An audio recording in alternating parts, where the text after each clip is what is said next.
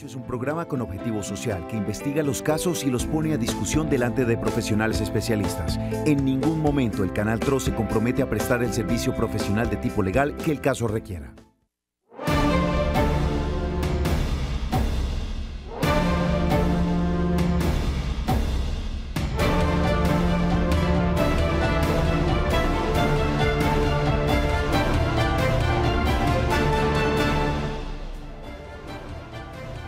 Feliz tarde a todos los televidentes del Canal TRO, quienes nos sintonizan a esta hora, 2 de la tarde, en su programa Actúe en Derecho.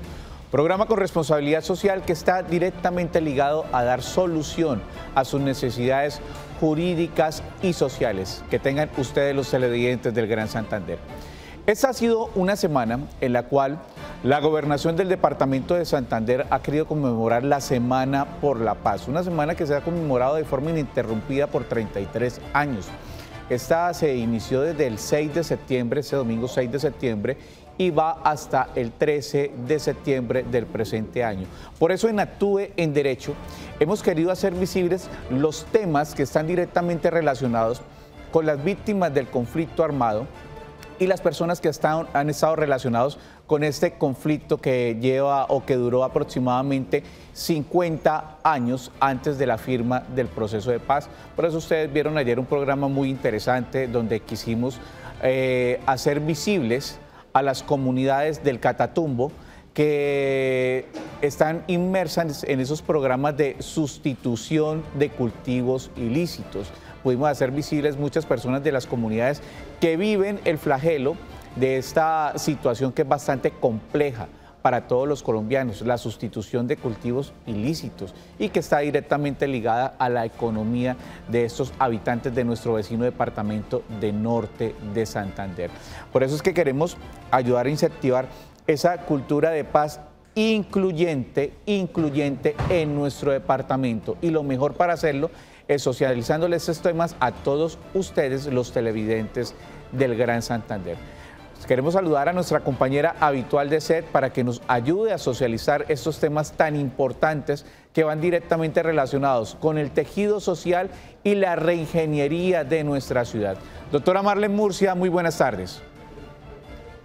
Hola Reinaldo, muy buenas tardes para todos nuestros televidentes, cordial saludo. Sí, esta tarde vamos a tratar un tema muy interesante, todo lo que atañe a la paz, pues nos interesa a todos los colombianos.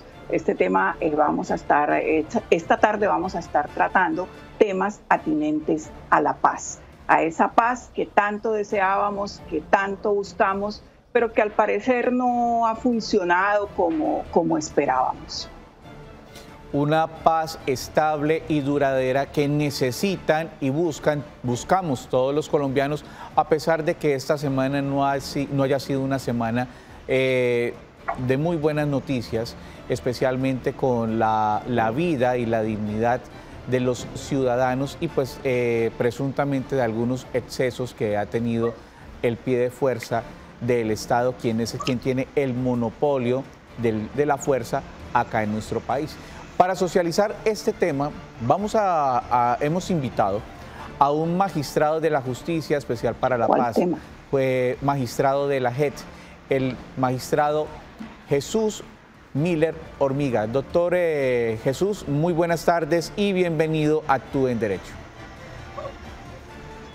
Buenas tardes. ¿Sí me escuchan? Sí, señor, lo escuchamos perfectamente. Sí, señor, bienvenido a su programa Actúe en Derecho. Doctor José. Muy buenas tardes. Sí, mi nombre es José Miller Hormiga Sánchez.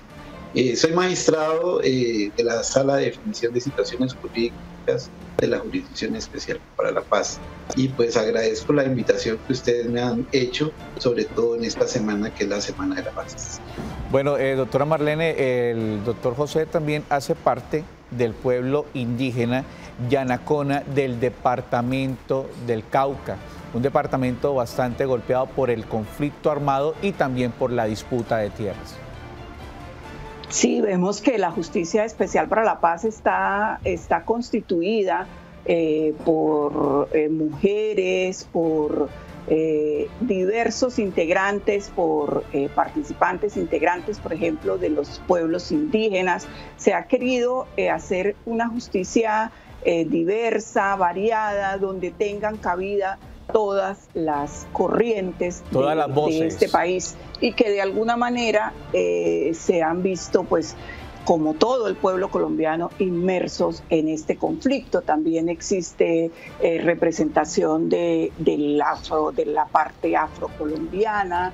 Hay un alto porcentaje de mujeres, 53% de mujeres y 17% de hombres. Yo quisiera iniciar preguntándole a nuestro invitado ¿de dónde surge esta composición? ¿Cómo se llega a acordar esta composición para la Jurisdicción Especial de Paz? Bueno, digamos, este es el resultado de uno de los elementos del acuerdo, en el cual lo que se buscaba era que en todos los estamentos pues se hiciera visible la realidad del país. Un país que es diverso, multicultural, que es un país de regiones. Entonces, básicamente, eso fue lo que se quiso hacer para poder, digamos, avanzar con un criterio más de acuerdo con la realidad del país. Bueno, queremos hacerle la invitación a nuestros televidentes a que se comuniquen al 310-245-8548 y 648-4820. No siempre televidentes se tiene la disponibilidad de tener a un magistrado de la justicia transicional despejando las dudas que ustedes tengan respecto a este tipo de justicia transicional. Esto es un acto pedagógico y constitucional, pedagogía constitucional, donde el magistrado quiere despejar todas las dudas que ustedes tengan del común denominador de la gente. La duda más insignificante puede ser la duda más importante a despejar, porque esto es lo que estamos buscando, esto es lo que busca la justicia transicional, socializar todos los temas y dárselos a conocer a ustedes para salir de especulaciones. Pero para entrar en materia, vamos a ver un informe que nos han preparado nuestros compañeros de la ciudad de Cúcuta. La Jurisdicción Especial para la Paz, JEP, también conocida como Justicia Especial para la Paz, es el mecanismo de justicia transicional por medio del cual se investiga y juzga a los integrantes de las FARC, miembros de la fuerza pública y terceros que hayan participado en el conflicto armado interno en Colombia. Su creación fue pactada en el marco de los acuerdos de paz entre el gobierno de Juan Manuel Santos y la guerrilla de las FARC. Esta instancia funciona como sistema de rendición de cuentas con el objetivo principalmente de esclarecer los delitos más graves y representativos de la lucha armada. En este acuerdo se acepta que hay delitos cometidos en el contexto y en razón del conflicto armado que son tan graves que no pueden ser objeto de amnistías e indultos, y que la transición del conflicto armado a la paz en Colombia se hará garantizando el derecho de las víctimas a la justicia. Entre los avances de la JEP se destacan las 16.500 decisiones judiciales tomadas por los magistrados, las 12.235 personas que hoy están sometidas, las 82 audiencias y las 429 versiones voluntarias realizadas por las salas y las secciones de la JEP. Bueno, doctor Miller, para contextualizar a todos nuestros televidentes, los televidentes y el común denominador de la ciudadanía siempre ha escuchado proceso de reinserción en los años 90, ¿sí? Justicia y Paz, Ley 975 del año 2005, y ahorita en este momento, pues este proceso de paz que se acaba de firmar con las FARC. ¿Qué competencias tiene la JEP o ustedes los magistrados de la JEP sobre estos procesos de reinserción que les acabo de nombrar para poner en contexto a todos nuestros televidentes? Doctor Miller. Bueno, efectivamente en Colombia pues ha habido varias etapas de procesos de paz, unos que fueron caracterizados por el indulto, es decir, que efectivamente hubo un perdón general frente a la comisión de delitos y se buscó la reincorporación de estas personas a la sociedad. Había un proceso judicial como el de Justicia y Paz, donde hubo un sometimiento y de hecho pues estas personas tenían unas garantías pues para poder presentarse ante esta jurisdicción. Y está la jurisdicción nuestra, que es la Jurisdicción Especial para la Paz. Lo importante de este ejercicio es que hemos tratado de aprender, digamos, de estas realidades que han ocurrido en el país con el propósito de lograr avanzar en ejercicio de justicia. Por sobre todo ha sido muy importante para esta jurisdicción que el eje fundamental sean las víctimas, es decir, la posibilidad de que ellos puedan participar en el marco de esos procesos con plenas garantías, derechos y la dignidad que se merece.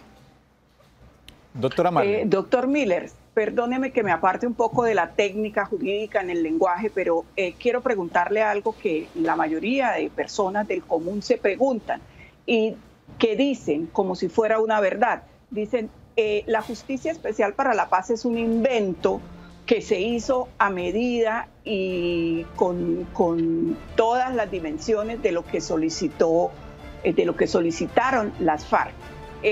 Tengo entendido que no es un invento colombiano. La Justicia Especial para la Paz o la justicia transicional no es un invento nuestro. ¿De dónde se toma este modelo? ¿Qué países han tenido un modelo parecido? ¿Cuáles han sido las dificultades para implementarlo? En fin, ¿qué nos puede usted explicar así? Le ruego en términos que podamos entender las personas normales, comunes y corrientes. Bueno, realmente la justicia transicional, digamos, es una especie de justicia que sí se ha probado en otras partes del mundo y sencillamente es una justicia temporal que busca precisamente, como su nombre lo dice, transicional, pasar de un escenario a otro.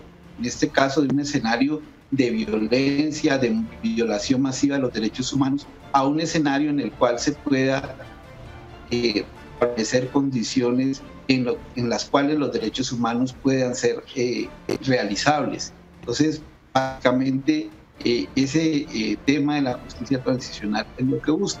En el caso colombiano, desde luego, lo que buscamos a través de esta justicia transicional es pasar de un escenario escalonado de un conflicto armado interno, donde ya habíamos llegado a situaciones muy graves de violación de los derechos humanos, a lograr pasar a un escenario en el cual sea posible construir una paz donde los derechos humanos dejen de ser un discurso y se conviertan en realidad para la gente.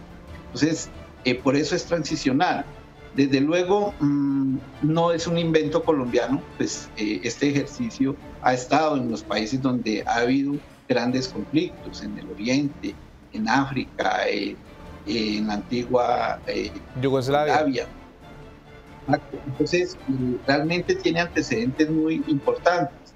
Ahora, ¿qué es lo que se debe entender en el caso colombiano? En el caso colombiano lo que se debe entender es que esta jurisdicción, y no solo la jurisdicción, sino todo el proceso de paz, ha sido producto de un proceso de negociación política entre el Estado colombiano y las FARC.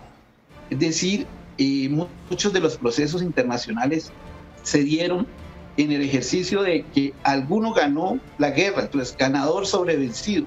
En este caso colombiano no hubo ganadores ni vencedores. Entonces fue un proceso de negociación política que suscitó que la FARC se desmovilizara y se transformara en un partido político y dejara de estar alzado en armas contra el país.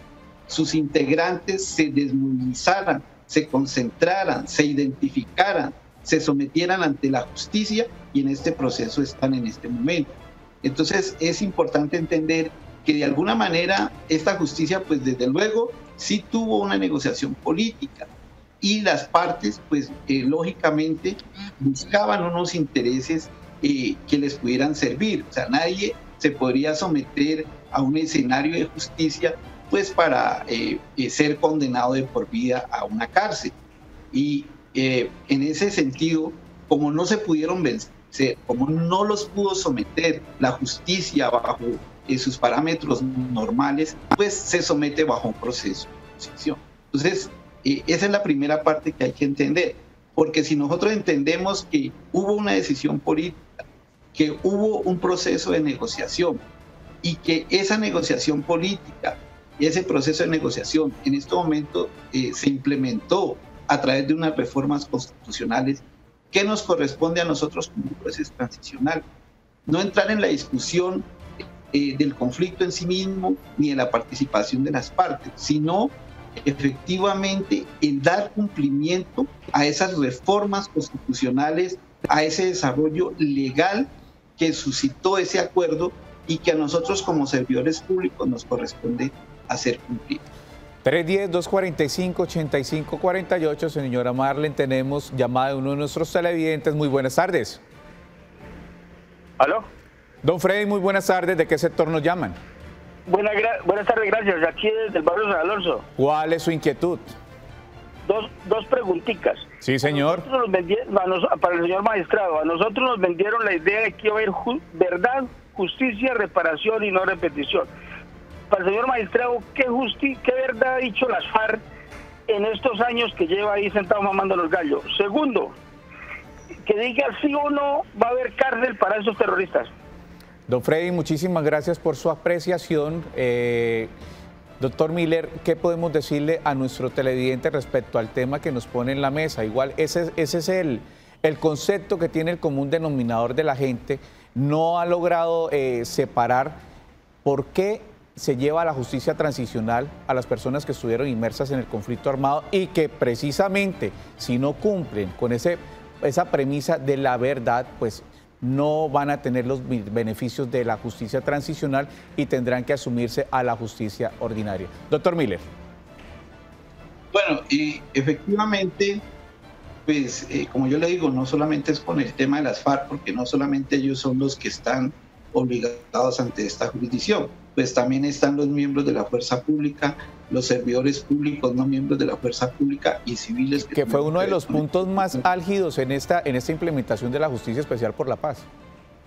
Efectivamente, porque ellos iban a concurrir todos, pero efectivamente quedaron solo como concurrentes obligatorios los miembros de la fuerza pública y los miembros de las FARC, y quedaron como voluntarios los servidores públicos no miembros de la fuerza pública y los civiles que participaron en el marco del conflicto armado.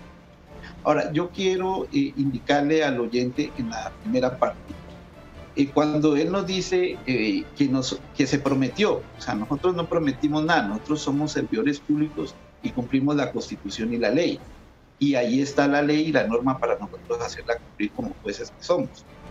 En este sentido, uno de los compromisos es la verdad. Ahora, la verdad no se puede catalogar solamente desde el escenario de lo que diga el compareciente. Precisamente por eso hoy ha habido discusiones sobre versiones que dan los comparecientes. No, esa es su versión y frente a esa versión nosotros tenemos que evaluarla. ¿Cómo la evaluamos? En primer lugar, tomando como referencia la investigación que ha hecho sobre estos mismos hechos de la justicia ordinaria, la Fiscalía y lo que ha avanzado en los juzgados ordinarios. Otro referente para nosotros son los informes que han presentado las víctimas. Otro referente, tenemos un grupo de análisis y contexto que trata de ubicar las versiones que dieron los comparecientes en el espacio, en el tiempo y en el lugar para establecer si efectivamente esto corresponde con la verdad. Y entendiendo eso, pues teniendo nosotros esas... Y lo que nosotros podamos investigar directamente a través de nuestra unidad de investigación y a través de la práctica de pruebas que nosotros podemos ordenar. Es allí como se construye la verdad. Es decir, no es una verdad solamente que se construye con la versión de los comparecientes, sino que es una verdad que tiene aportes de las víctimas, aportes de la justicia ordinaria, aportes de análisis especiales y desde luego lo que nosotros podemos investigar. Estamos todavía en fases iniciales de nuestro proceso, por lo tanto no se puede decir que efectivamente se está imponiendo una verdad cuando esta todavía está en proceso de construcción y desde luego como nosotros como jueces tendremos la capacidad de valorarla y darle, hacerle la valoración que corresponde y de acuerdo a ello tomar las medidas que tengamos que tomar en el marco de nuestra competencia. Decir, una persona, si falta a los compromisos que se someten a esta jurisdicción, podría salir de la jurisdicción. Y salir de la jurisdicción implicaría que tendría que responder ante la justicia ordinaria. Pero además,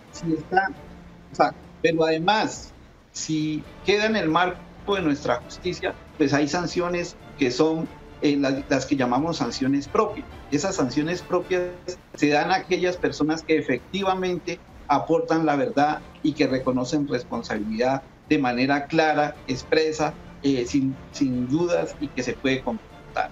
Ahora, esas personas pues tendrían un tratamiento especial de 5 a 8 años, que es una privación de la libertad controlada en espacios no carcelarios.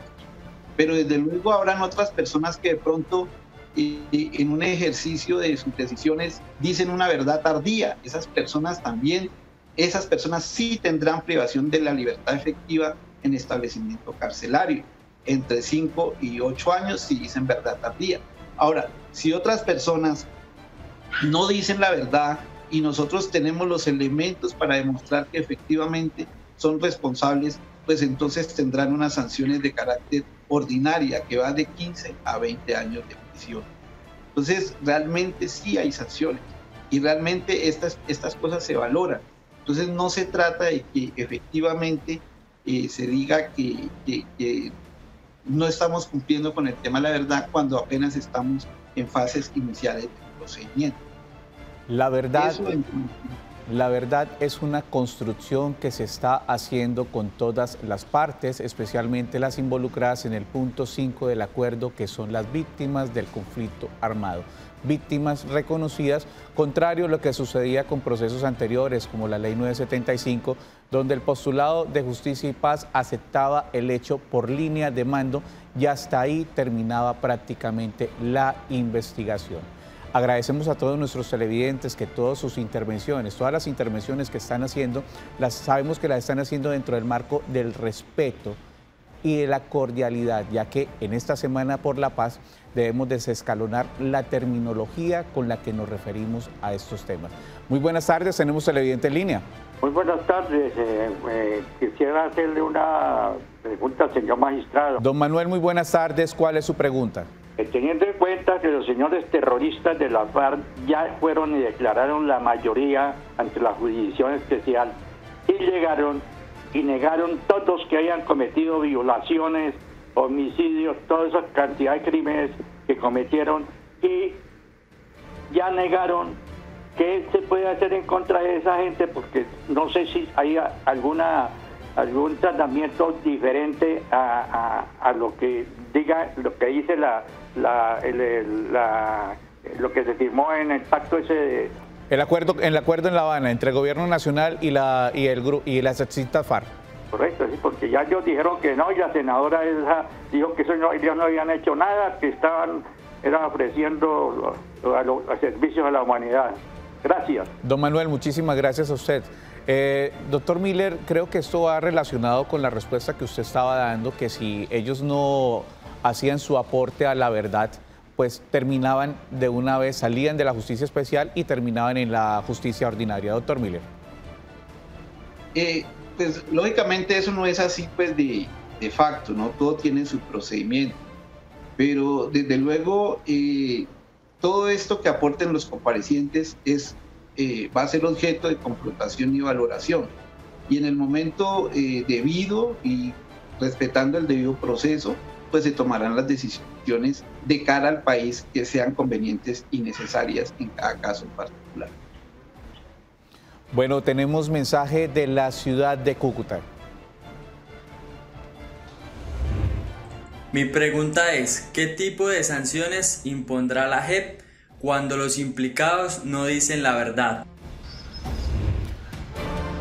Bueno, el punto más álgido, más sensible, doctora Marlene y doctor Miller, para todos los colombianos es la verdad. Encontrar la verdad de lo que sucedió. La verdad de las víctimas es muy diferente a los que hemos visto o los que han visto el conflicto armado en televisión, también de los actores armados. ¿Qué podemos contestarle a nuestro televidente de la ciudad de Cúcuta, doctor Miller? Precisamente eso es, digamos, uno de los elementos importantes. Como esto es un acuerdo y implica un compromiso de las partes, Es decir, el Estado debe cumplir por un lado y por otro lado los que se someten. Nosotros como jueces tenemos que valorar ese sometimiento, ese cumplimiento de esos compromisos y de acuerdo con eso tomar las decisiones que correspondan. En el caso de personas que solamente utilicen la Jurisdicción Especial para la Paz, creyendo que simplemente van detrás de beneficios frente a su situación judicial y no aporten realmente a la verdad, pues se pueden ver sometidos a situaciones complejas. Una de ellas podría ser incluso considerar que esas personas puedan salir, pero como yo le digo, eso depende de la valoración que se haga en cada caso en particular.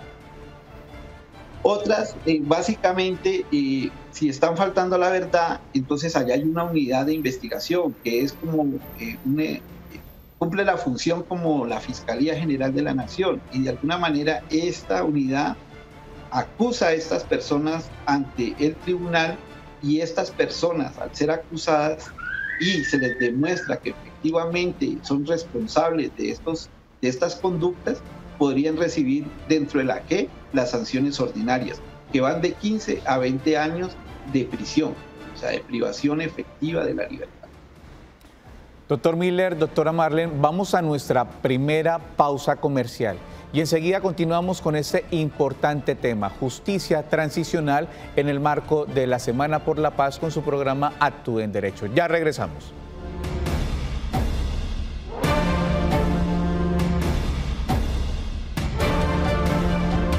Continuamos en nuestro programa Actúe en Derecho. Doctora Marlene, tenemos llamado a uno de nuestros televidentes.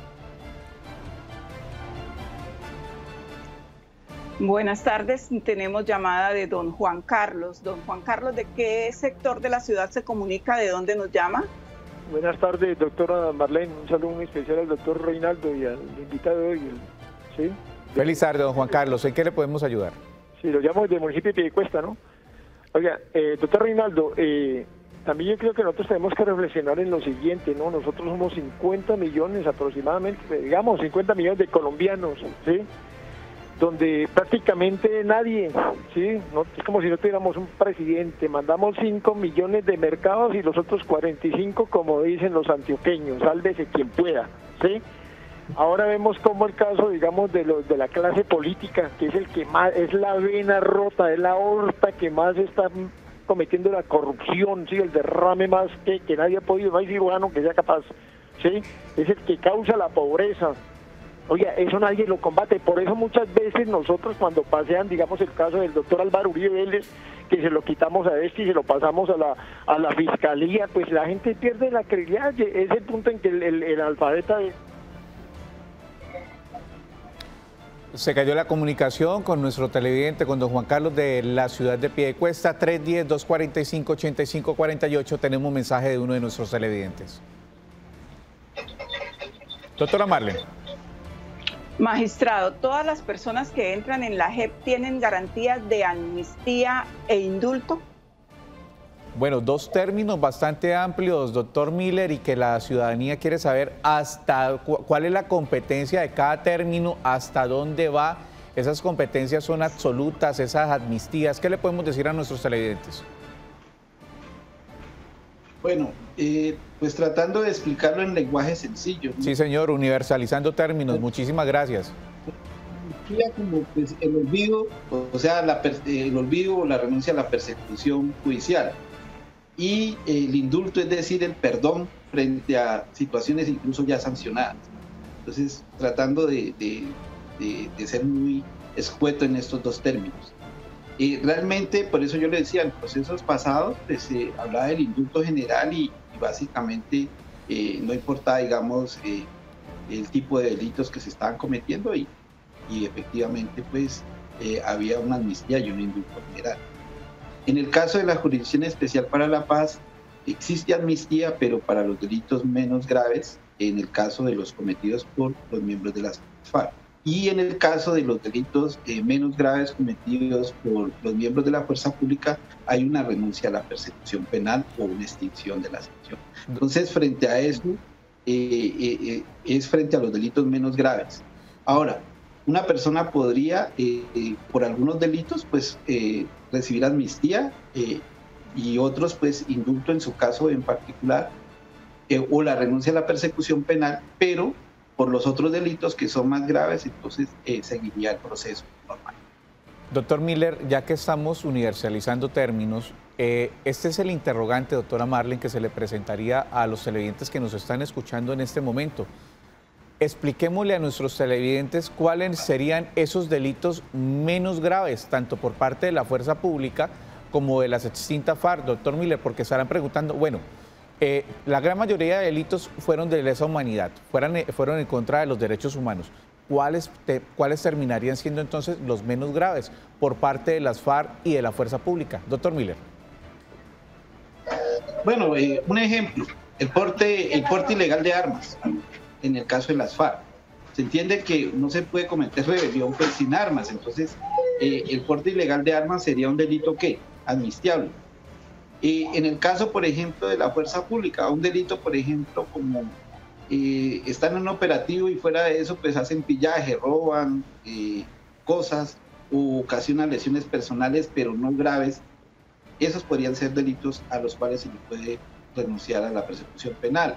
Por ejemplo, otro delito, en el caso de digamos, de personas que ayudaron, por ejemplo, a la FARC, el concierto para el Miquir, ese podría ser un delito, dependiendo de las circunstancias, de carácter renunciable. Entonces, son delitos que son graves. O sea, en cambio, los delitos que tienen que ver, por ejemplo, con la desaparición forzada, la tortura, el homicidio, la privación ilegal de la libertad o secuestro, reclutamiento de menores. Reclutamiento de menores, los delitos, por ejemplo, las ejecuciones ilegalmente presentadas como bajas sin combate, que la gente llama comúnmente como combate positivo, pues esos serían delitos que no son amnistiables ni imputables, ni se puede renunciar a la persecución penal por ellos. Entonces, eso es lo que había que aclarar. Entonces, aquí es claro que las personas pueden haber cometido varios delitos y algunos delitos de ellos podrían ser amnistiables, indultables o se podría renunciar a la persecución penal porque son delitos menos graves. Pero los delitos graves, esos de lesa humanidad que usted llama, esos crímenes de guerra, pues efectivamente el procedimiento se sigue y dependiendo de su contribución a la verdad, pues entonces habrá penas propias o alternativas o ordinarias. Tenemos pregunta de uno de nuestros televidentes de la ciudad de Cúcuta. Mi pregunta es, ¿de qué forma los colombianos conoceremos la verdad de los hechos de los casos presentados ante la Jurisdicción Especial para la Paz? ¿Cuál es el conducto regular? Complemento la pregunta de nuestros televidentes, doctor Miller. ¿Tiene alguna reserva esta verdad que deben estar contando los actores armados y los miembros de la fuerza pública? Desde luego hay unos momentos de reserva, ¿sí?, en los procesos iniciales, pero posteriormente pues todo será público y se dará a conocer abiertamente al pueblo colombiano. 310-245-8548, tenemos llamada de uno de nuestros televidentes. Muy buenas tardes, Juan. Hola, muy buenas tardes. Don Juan, ¿de qué sector de la ciudad nos llama? De Prados del Mutis, Bucaramanga. Prados del Mutis, comuna número 17, si no estoy mal, o comuna 7, ¿sí? Perfecto. Perfecto, una de las comunas más tradicionales y más grandes que tiene Bucaramanga. ¿Cuál es su pregunta, don Juan? Yo como persona, como víctima directa, como muchos otros colombianos, mi padre fue secuestrado y asesinado por parte de esta gente mala. Quisiera saber qué justicia y reparación vamos a recibir nosotros como víctimas directas, y también quisiera saber cómo van a hacer para controlar toda esa población de ELN, FARC, guerrilla, etcétera, que han salido de las armas para que no cometan más delitos en las ciudades y demás cosas malas.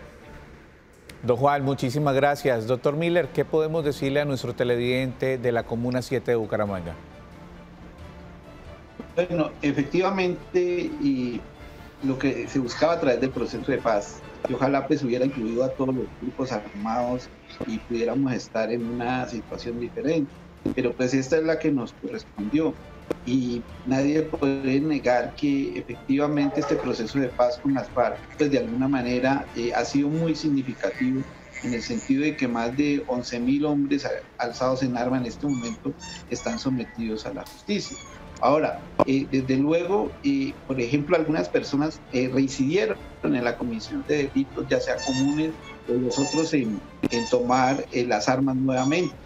Lo que llaman disidencias, que pues yo pienso que son mal llamadas disidencias porque, digamos, el proceso de negociación le pone fin a las FARC. Ya no pertenecen a ese grupo. Son otras personas que se armaron y que en este momento están cometiendo actos de violencia.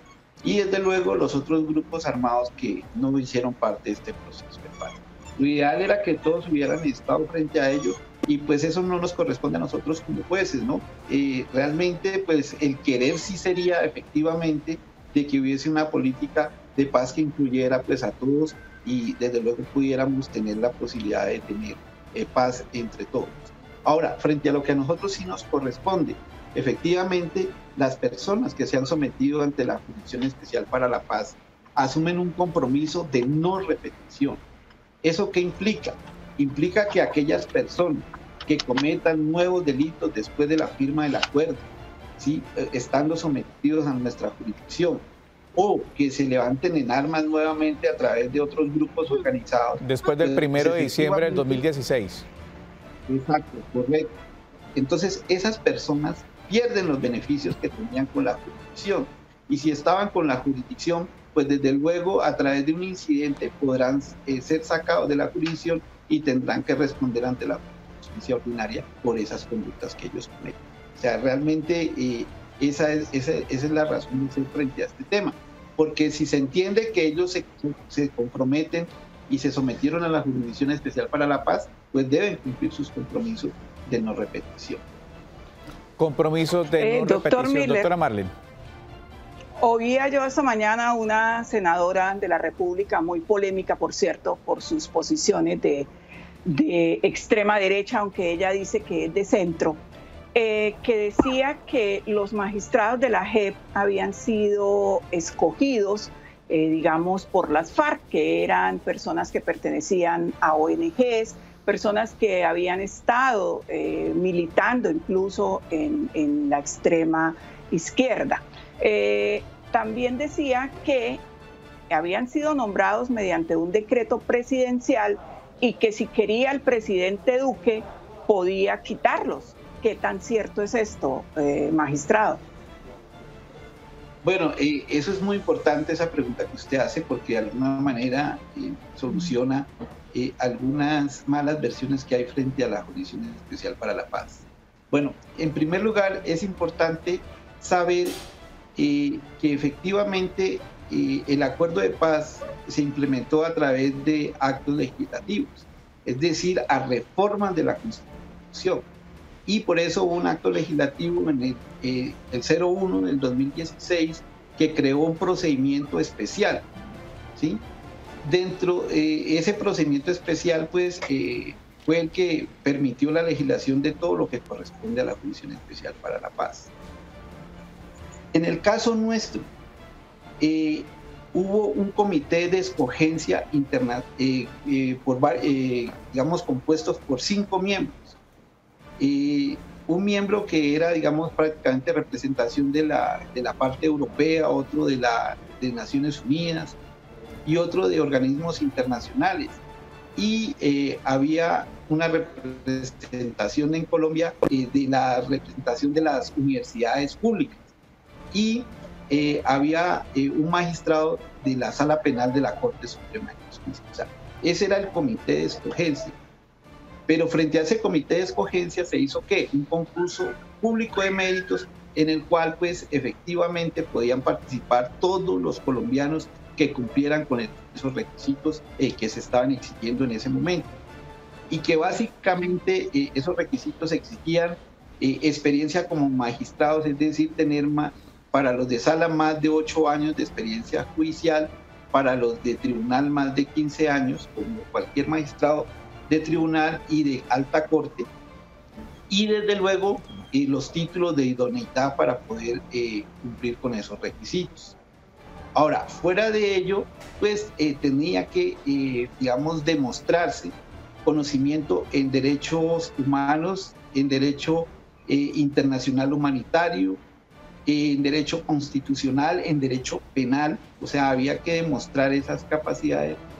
Y también en el caso, por ejemplo, de los grupos diversos, por ejemplo, demostrar nuestra actividad en el marco, por ejemplo, de los grupos diversos, como en el tema mío, que era el tema étnico, la parte indígena.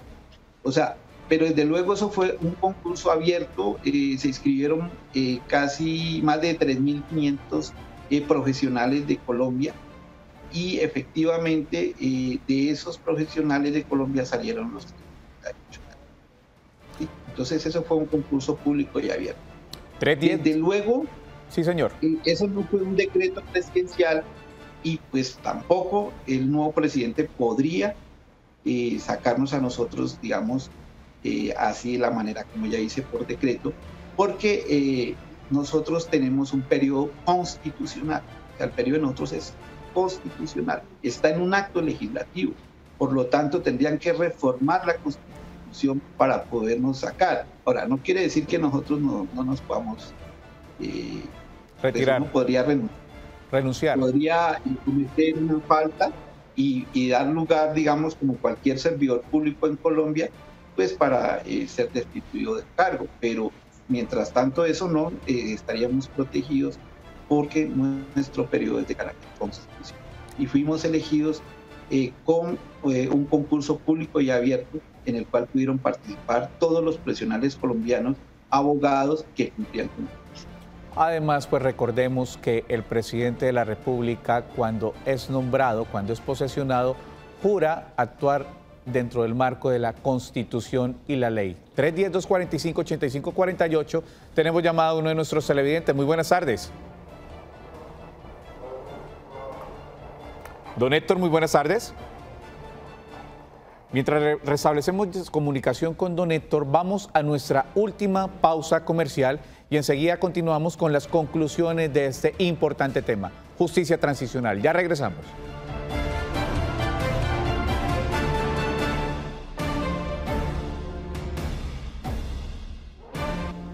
Continuamos en nuestro programa Actúe en Derecho. Queridos televidentes, son tiempos difíciles donde la responsabilidad social es la mejor vacuna contra el COVID-19.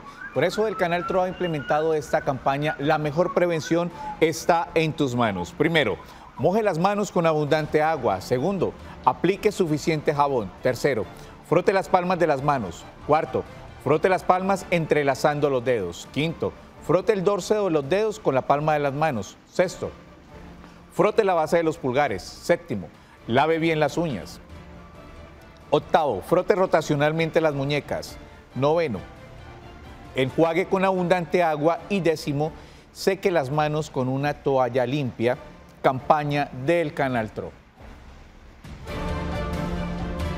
310-645-8548 son nuestras líneas. Tenemos mensaje de uno de nuestros televidentes, doctora Marlene. ¿Alguien que está siendo procesado por la justicia ordinaria podría solicitar ingreso a la JEP?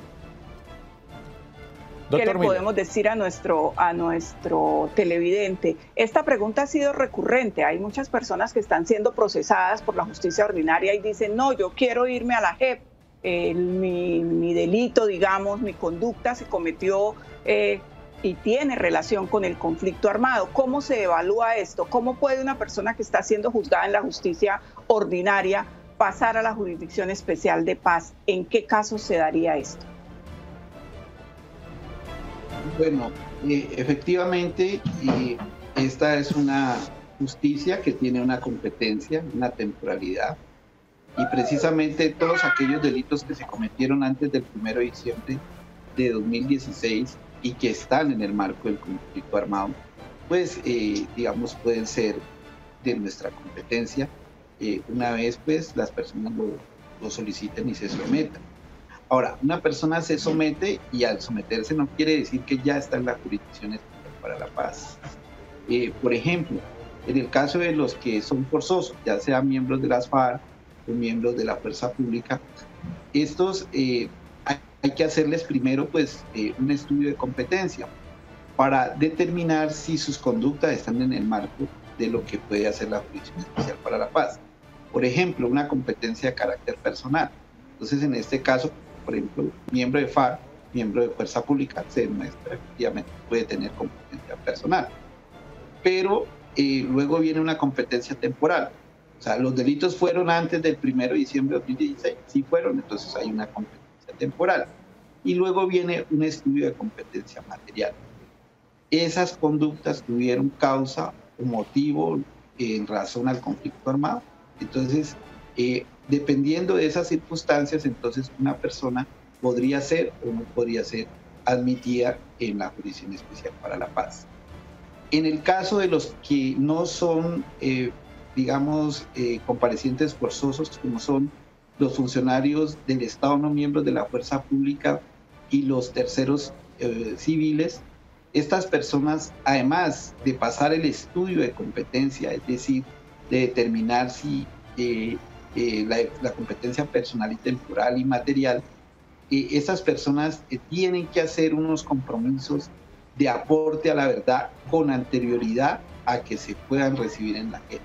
Si no hay un claro compromiso con la verdad y con la reparación a las víctimas, esas personas podrían ser no recibidas en la Jurisdicción. Entonces no es que sean... Señor. ¿Sí? ¿Ya? No, que continúe con la respuesta, doctor. Bueno, entonces, una persona entonces que quiera someterse, pues desde luego tendrá que pasar por ese escenario de evaluación. En el caso de nuestra sala, pues a nosotros nos corresponde el análisis de miembros de la Fuerza Pública, de los civiles y efectivamente de los funcionarios del Estado no miembro de la Fuerza Pública. Entonces nosotros resolvemos si es o no competencia de la JEP conocer de esos casos.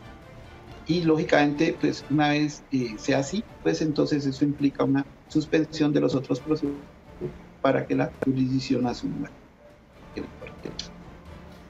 310-245-8548 son nuestras líneas y 648-4820. Tenemos llamada de uno de nuestros televidentes del municipio de Piedecuesta. Muy buenas tardes.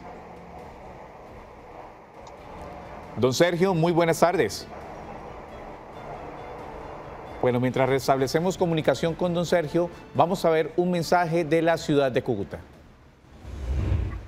Bueno, un saludo. Mi pregunta es, ¿qué tipo de sanciones impone la JEP? Bueno, pregunta básica para todos nuestros televidentes, un profesional del derecho, doctor Miller. Bueno, ya ese tema lo habíamos dado respuesta, pues son las sanciones propias para las personas que dicen verdad plena y reconocen responsabilidad, que va de 5 a 8 años en establecimiento no carcelario. Las penas o sanciones alternativas a los que digan verdad tardía, de 5 a 8 años, pero en establecimiento carcelario, y aquellos que no aporten verdad, sanciones ordinarias, que en este caso irían en establecimientos carcelarios, o sea, con privación de la libertad, entre 15 y 20 años. Esas son las sanciones. Bueno, doctora Marlene, estos son temas bastante sensibles que vale la pena tener espacios como el del día de ayer, como el día de hoy, para que toda la comunidad tenga claridad de términos en los cuales terminan desinformados o especulando. Son respuestas tan sencillas que abren todo un espectro y cambian la concepción que se tiene frente a estos procesos. Doctora Marlene. Magistrado, oyéndolo hablar, dice usted aquellos que no aporten verdad. ¿A qué hace referencia con esto? ¿En qué casos podría considerarse que el compareciente no aportó verdad?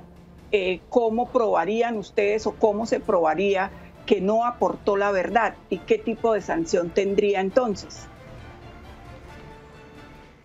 Bueno, se considera que una persona falta a la verdad. Porque ya le decía, nosotros tenemos unos referentes. Por decir algo, hay comparecientes que ya tienen sentencias de la justicia ordinaria, es decir, que ya hay probada una verdad judicial. El compareciente no podría ir en contra de esa verdad judicial porque nosotros no somos otra instancia. No vamos a a no ser que él busque la revisión de su sentencia, pero ese es otro procedimiento. Si él va frente a eso, es otro procedimiento. Pero si él va frente al proceso nuestro a desconocer lo que ya está aprobado como una verdad judicial, pues no, eso no puede ser. O sea, él tiene que ir, y no solamente ir a ratificar lo que ya la justicia ordinaria le probó, tiene que ir más allá de esa verdad judicial. Ahora, nosotros tenemos formas de controvertir esa versión que dé el compareciente. Precisamente, ya lo dijimos, con los informes de las víctimas, con el análisis de contexto que hace el grupo propio de la JEP, con, digamos, con las pruebas que nosotros logremos conseguir a través de nuestra unidad de investigación, que es como la Fiscalía de la JEP, que sería la obligada a acusar a estas personas que efectivamente no están diciendo verdad. Y si en este caso nosotros en el proceso, con todas las garantías, se logra demostrar que efectivamente estas personas faltaron a la verdad, no hubo una contribución efectiva, incumplieron ese compromiso con la paz, pues desde luego tendrían las sanciones de carácter ordinaria que van de 15 a 20 años en establecimiento carcelario. Compromiso con la paz que debemos asumir todos los colombianos. Tenemos mensaje, nuestro último mensaje de uno de nuestros televidentes de la ciudad de Bucaramanga. Muy buenas tardes, mi nombre es Joana Reyes, soy docente de investigaciones de la Universidad Manuela Beltrán, seccional Bucaramanga, y el día de hoy queremos preguntarle al magistrado de la Justicia Especial para la Paz cuántas sanciones se han impuesto, ya sean ordinarias o alternativas, en el marco de operación de la Justicia Especial para la Paz. Muchas gracias. Doctor Miller, nuestra última pregunta para ir finalizando el programa. ¿Qué le podemos decir a nuestra docente?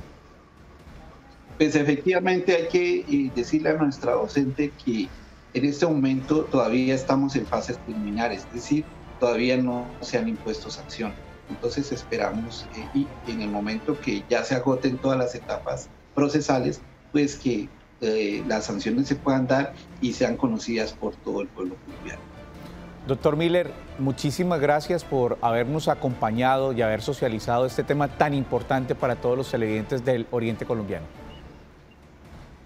No, a ustedes muchas gracias por darnos este espacio, darnos esta oportunidad. Espero haber sido lo suficientemente claro.